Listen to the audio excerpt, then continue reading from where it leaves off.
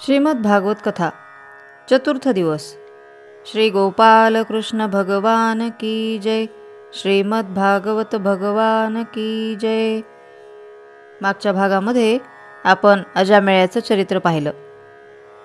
त्यानंतर षष्ठम स्कंधामध्ये प्राचीन बरहीच्या वंशाचा विस्तार करून सांगितला आणि यानंतर विश्वरूपाच्या माध्यमातून नारायण कवच ही विद्या इंद्राला प्राप्त झाल्याचं सांगितलं आणि चित्रकेतुराजाचं आख्यान सांगून या षष्ठम स्कंधाला पूर्णविराम दिला। मग आता पुढे सप्तम स्कंध सुरू होईल। या सप्तम स्कंधामध्ये भक्त प्रल्हादाचं चरित्र येतं। या स्कंधामध्ये उती म्हणजेच कर्मवासनाही सांगितल्या आहेत। मग या कर्मवासनासुद्धा वेगवेगळ्या प्रकारच्या असतात। आपण या कर्मवासनांचा अगोदर विचार करू आणि त्यानंतर भक्त प्रल्हादाचं चरित्र पाहू। एक आहे असुरी वासना, दुसरी आहे दैवी वासना, तिसरी आहे मिश्र वासना। मग आता हे ओळखायचं कसं? तर उदाहरणच द्यायचं झालं तर आपण एखाद्याला म्हणतो, अहो तो तर फारच चांगला माणूस आहे, अगदी देवमाणूसच आहे। आणि एखाद्याला आपण म्हणतो, काय विचित्र माणूस आहे की राक्षसी अवतार आहे।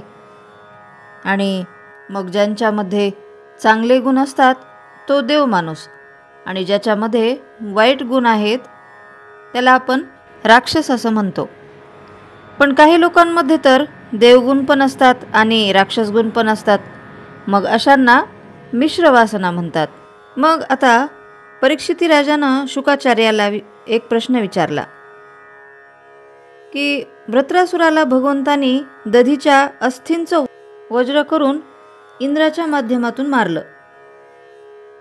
ही कथा तुम्ही सांगितली, पण भगवंतासाठी तर सगळेच सारखे असायला हवेत ना, मग भगवान असं का करतात?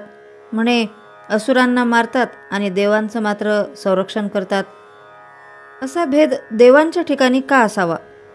मग हा प्रश्न ऐकून शुकाचार्य म्हणाले, जे असुर भगवंताला शरण येतात त्या असुरांचं सुद्धा भगवान संरक्षणच करतात।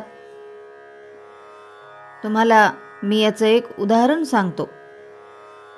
हिरण्यकश्यपूच्या कुळामध्ये जन्माला आलेला हा प्रल्हाद हा असुरच होता, परंतु असुर असून सुद्धा त्याच्या दैवी गुणांमुळे त्याला वाचवण्यासाठी भगवान खांबामधून प्रकट झाले आणि हिरण्यकश्यपूला मारलं। मग दुष्ट प्रवृत्तीच्या असुराला भगवान नक्कीच मारतात, पण असुर असून सुद्धा दैवी प्रवृत्तीचा असेल तर त्याचे भगवान रक्षण सुद्धा करतात। मग परीक्षिती म्हणाले, मला प्रल्हादाची कथा सांगा। मग शुकाचार्य प्रल्हादाची कथा सांगायला लागले। राजसू यज्ञाच्या वेळी जेव्हा धर्मराजाने नारदाला प्रश्न विचारला की शिशुपालानं भगवान श्रीकृष्णाला शिव्या दिल्या आणि भगवान श्रीकृष्णानं शिशुपालाला मारून टाकलं, मग शिशुपालाच्या देहातून एक ज्योत निघाली आणि ती भगवंतामध्ये समाविष्ट झाली। मग युधिष्ठिरानं प्रश्न विचारला, यानं आयुष्यभर देवाला शिव्या दिल्या तरीही त्याचा देवानं स्वीकार केला, असं कसं? तेव्हा शिव्या देताना तरी त्याच्या मुखात कृष्ण असा कृष्ण तसा असं कृष्ण नाम येत राहिलं। त्याच्या मुखामध्ये सतत कृष्ण नाम आलं म्हणजे कशाही प्रकारे देवाचं चिंतन केलं तर त्याचा उद्धार नक्कीच होतो। यासाठी उदाहरण म्हणजे गोप्यः कामात भयात कंसो द्वेषश्चैद्योदयो नृपः संबंधात वृष्णय स्नेहात योयम भक्त्या वयम विभो। म्हणजे गोपींनी कामानं भगवंताचं चिंतन केलं, कंसानं भयानं भगवंताचं चिंतन केलं, द्वेषश्चैद्योदया नृपः म्हणजे चैदी आणि शिशुपालादी सर्वांनी द्वेषानं भगवंताचं चिंतन केलं, पांडवांनी प्रेमानं आणि नारदादिक संतांनी भक्तीनं देवाचं चिंतन केलं। म्हणून देवाचं चिंतन करणारा प्रत्येक जण उद्धरून जातो, हेच सांगणारी ही प्रल्हादाची कथा आहे। ते आता आपण पाहू. जेव्हा हिरण्याक्षाला भगवंतानं मारून टाकलं तेव्हा हिरण्यकश्यपू संतापला आणि त्यानं तप करायचं ठरवलं. का तप करायचं ठरवलं? तर ब्रह्मदेवाला प्रसन्न करून त्यांच्याकडून वरदान मागून घ्यायचं म्हणून त्यांनी 1000 वर्ष तपश्चर्या केली आणि ब्रह्मदेवाला प्रसन्न करून घेतलं आणि मनात ठरवल्याप्रमाणे वरदान मागून घेतलं. मग आता हिरण्यकश्यपूने ब्रह्मदेवाकडे काय वरदान मागितलं पहा. यदि दास्याभिमतान वरान मे वरदोत्तम भूतेभ्यस्तद्विश्रेष्ठभ्यो मृत्युर्मा भोम नम प्रभो नान्तं बहिर्दिवानक्तम अन्यस्मादपि चायुर्धैर्हि न भूमो नांबरो मृत्युर्नरैर्न मृगैरपि. म्हणजे ब्रह्मदेवाकडे असे मागून घेतले की तुम्ही निर्माण केलेल्या कोणत्याही प्राण्यापासून मला मरण येऊ नये, मला आत मरण येऊ नये, मला बाहेर मरण येऊ नये, मला माणसाकडून मरण येऊ नये आणि मला पशुकडूनही मरण येऊ नये, मला खाली जमिनीवर मरण येऊ नये, मला वर आकाशात मरण येऊ नये, मला अस्त्राने मरण येऊ नये, मला शस्त्राने मरण येऊ नये, मला दिवसा मरण येऊ नये, मला रात्री मरण येऊ नये. मग ब्रह्मदेवानी हिरण्यकश्यपूला त्यांनी मागितलेलं वरदान तथास्तु म्हणून दिलं आणि आता हिरण्यकश्यपूला वाटलं आपण आता अमर झालो आणि त्याने सगळी पापकर्म करायला सुरुवात केली. गोसेवा बंद केली, यज्ञ व धार्मिक कार्य बंद पाडली, गायींना मारून गोठे उद्ध्वस्त केले, ऋषीमुनींना त्रास देऊ लागला आणि सर्व जनतेला सांगितलं की माझ्या राज्यामध्ये फक्त माझंच नाव घ्यायचं, विष्णूचं नाव कुणीही घ्यायचं नाही. सर्वांवर होणाऱ्या अन्याय अत्याचाराला कंटाळून सर्व ऋषीमुनींनी भगवंताला प्रार्थना केली. तेव्हा भगवान म्हणाले, जेव्हा हा प्रल्हादाला त्रास देईल तेव्हा मी प्रकट होईल. मग हिरण्यकश्यपूला 4 मुलं होते. त्यातला धाकटा मुलगा होता प्रल्हाद. हा प्रल्हाद ब्राह्मण भक्त, जितेंद्रिय, सदाचारी, हरिभक्त होता. लहानपणापासूनच त्याच्या मुखात सतत हरिनाम असायचं. दैत्यांचे गुरु शुक्राचार्य यांचे पुत्र षंड आणि अमर्क यांच्याकडे प्रल्हादाला असुरी विद्या शिकण्यासाठी ठेवलं. पण प्रल्हाद हा असुरी विद्या शिकलाच नाही. तो शिक्षण तर असुरी विद्येचं घ्यायचा, पण मनात मात्र फक्त भगवंतच आणि भगवत भक्तीच असायची. एकदा हिरण्यकश्यपूला प्रल्हादाची आठवण आली म्हणून षंड अमर्काला सांगितलं, प्रल्हादाला मला भेटायचं आहे, त्याला राजवाड्यात घेऊन या. मग ते प्रल्हादाला घेऊन आले. तो पित्याच्या म्हणजे हिरण्यकश्यपूच्या मांडीवर बसला. मग हिरण्यकश्यपूने विचारलं, बाळ, माणसाने जीवनात काय करावं?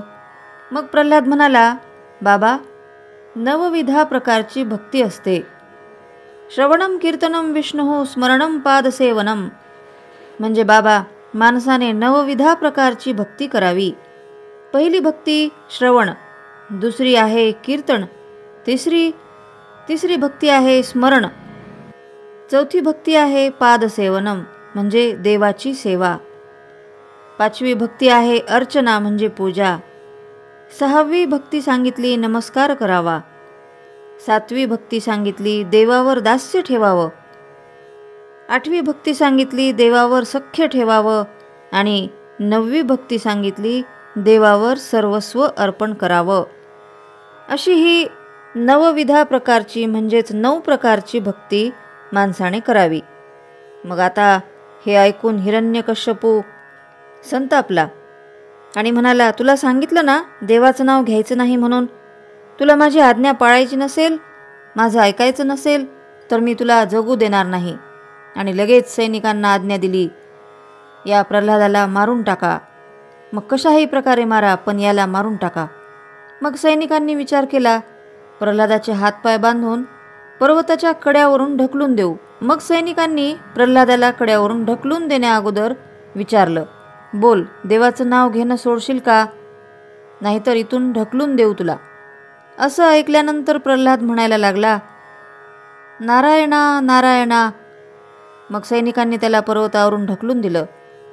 पण भगवंताला त्याच्या या छोट्या 5 वर्षाच्या भक्ताची दया आली आणि भगवंताने त्याला अलगद झेललं आणि प्रल्हाद पुन्हा हिरण्यकश्यपूच्या दरबारात आला. मग हा मेलाच नाही हे पाहून त्याला हत्तीच्या पायाखाली द्यायचं ठरलं.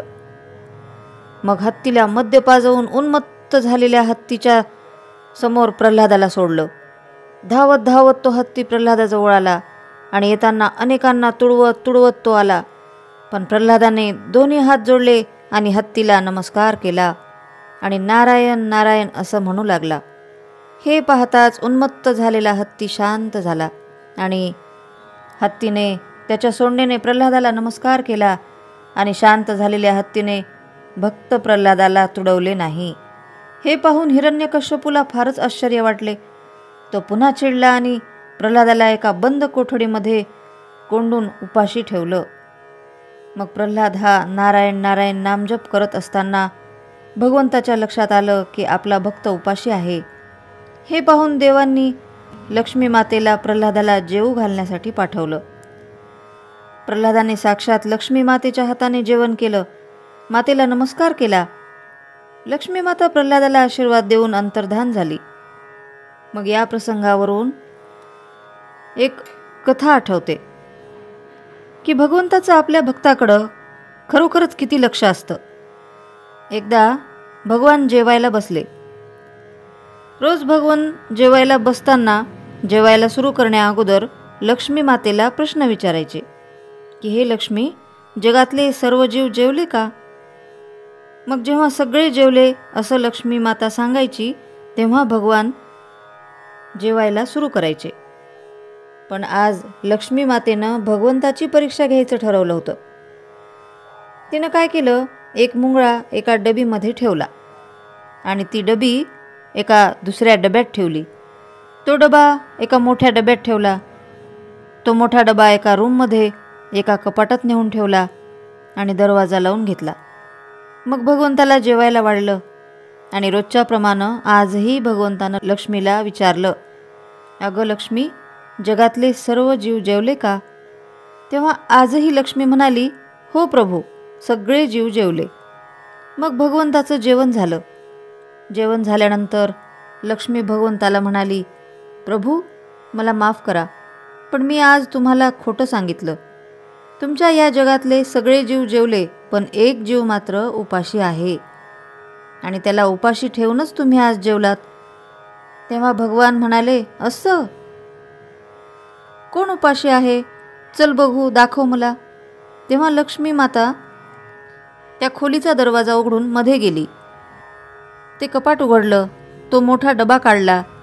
त्या डब्यातला दुसरा डबा काढला. त्यातली ती छोटी डबी काढली आणि ती डबी उघडून पाहते तो काय चमत्कार! त्या मुंगळ्याजवळ साखरेचे 2 दाणे ठेवलेले होते आणि तो मुंगळा ती साखर खात होता. तेव्हा लक्ष्मीला खूप आश्चर्य वाटलं की ही साखर कुठून आली हो? हे अन्न या डबीमध्ये कुठून आलं? तेव्हा भगवान म्हणाले, अगं, जगातल्या प्रत्येक जीवाकडं माझं स्वतः लक्ष असतं. जिथून तुझ्यासाठी अन्न येतं तिथूनच हे सुद्धा आलं आहे.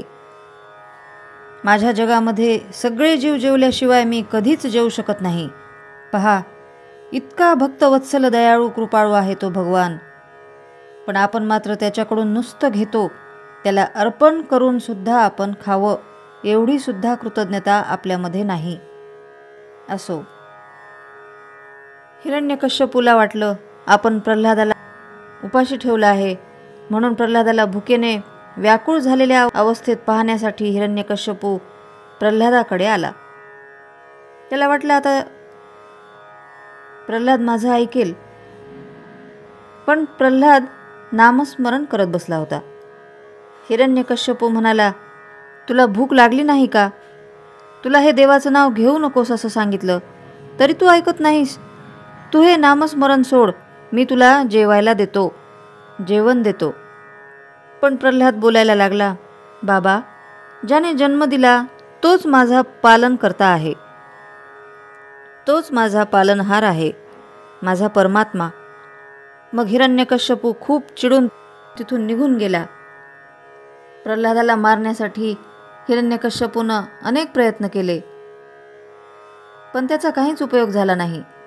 मग होलिकेच्या मांडीवर बसवून प्रल्हादाला जाळण्याचा प्रयत्न केला, पण होलिकाच जळून गेली. पण प्रल्हादाला काहीच झालं नाही. मग याच होलिकेचं दहन आपण होळीला करत असतो. होलिका दहन म्हणजे दुष्ट प्रवृत्तीचं दहन झालं, म्हणून हा सण आपण साजरा करतो. आता मात्र हिरण्यकश्यपूला काय करावं काही कळेना. मग प्रल्हादाला दोरीनं बांधून फरफटत त्या राजवाड्यात आणलं आणि त्याला हिरण्यकश्यपूनं विचारलं, काय रे, जाळला जात नाहीस? तुझ्यावर विषाचा प्रभाव होत नाही? तू समुद्रात टाकलं तरी बुडून मरत नाहीस? तुला हत्तीची सुद्धा भीती वाटत नाही? तुला सर्पाची भीती वाटत नाही? नक्की तुझ्यामध्ये कुणाचं बळ आहे? सांग मला. मग प्रल्हाद म्हणाला, बाबा, तुम्हाला हत्ती सर्प दिसतात, पण मला काय दिसतं सांगू का? ऐका.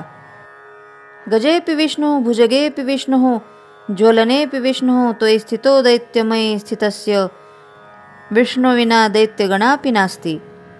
अर्थात मला सापामध्ये, हत्तीमध्ये, अग्नीमध्ये, सगळीकडे मला केवळ भगवान विष्णू दिसतात. एवढंच काय, तुमच्या दैत्यांमध्ये आणि तुमच्यामध्ये सुद्धा मला भगवान विष्णूच दिसतात. माझ्यामध्ये सुद्धा विष्णू आहे आणि तुमच्या दैत्यगणांमध्ये सुद्धा विष्णूच आहे. तेव्हा हे ऐकून हिरण्यकश्यपू संतापला आणि म्हणाला, लहानपणापासून मी तुझं ऐकलं आहे की माझा विष्णू, माझा विष्णू. मग आज मला बघायचंच आहे तुझा विष्णू. माझ्याशिवाय जर कोणी परमेश्वर असेल आणि तो जर खरंच सगळीकडे आहे, तर या खांबामध्ये का नाही दिसत तुझा विष्णू? यत् स्वया मदं भाग्योक्तो मदन्यो जगदीश्वरः क्वासो वयदितः सर्वत्र कस्मात् स्तंभे न दृश्यते. सगळीकडे दिसतो तर या खांबामध्ये का दिसत नाही? असं म्हणून मग प्रल्हादाने खांबाला नमस्कार केला आणि म्हणाला, हो बाबा, या खांबातही माझा भगवान विष्णू आहे. मग हिरण्यकश्यपू रागात त्या खांबाजवळ गेला आणि त्या खांबावर जोरात लाथ मारली.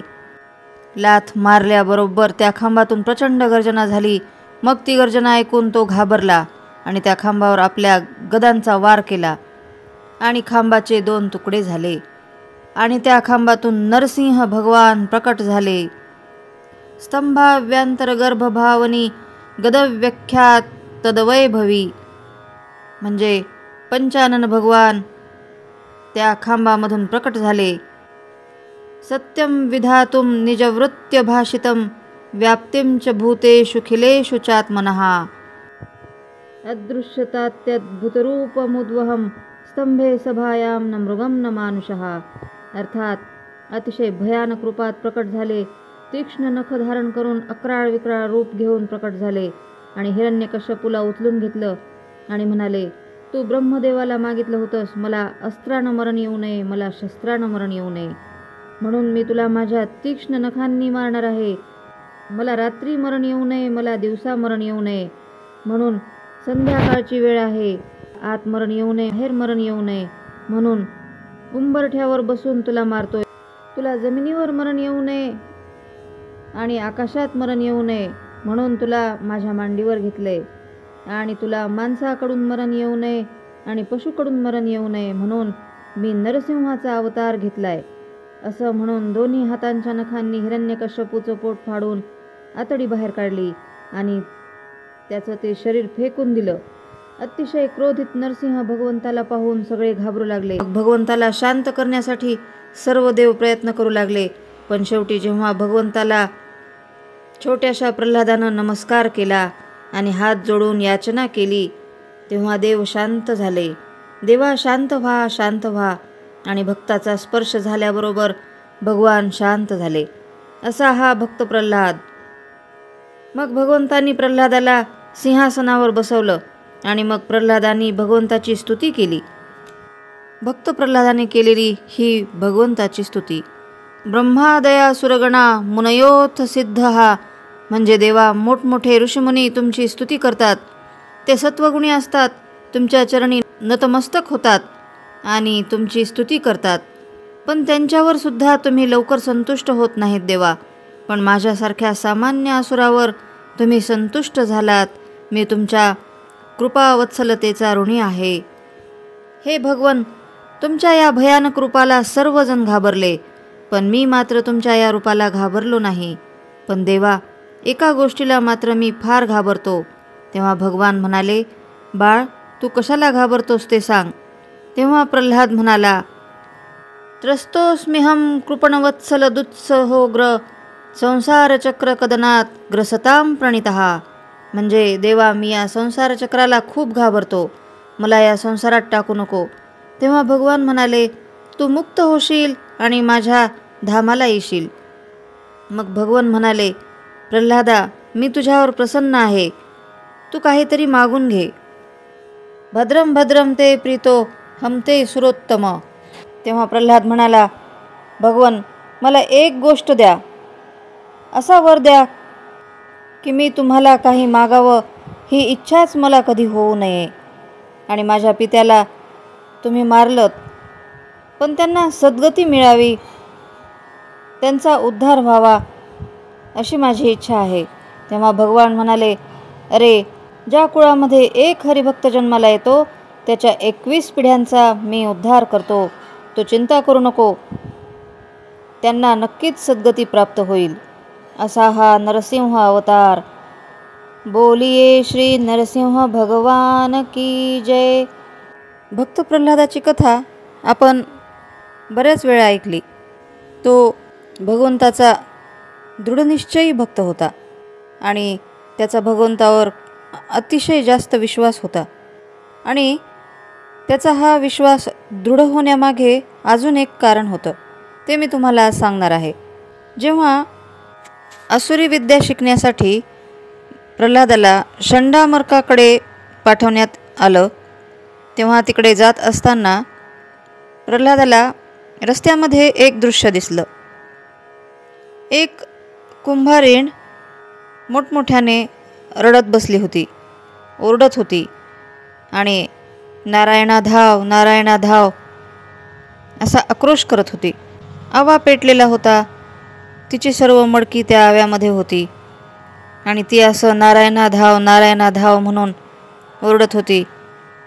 हे दृश्य पाहून प्रल्हाद तिथे थांबला आणि त्या स्त्रीला विचारू लागला की काय झालं, तुम्ही का रडत आहात आणि नारायणा धाव असं का म्हणत आहात.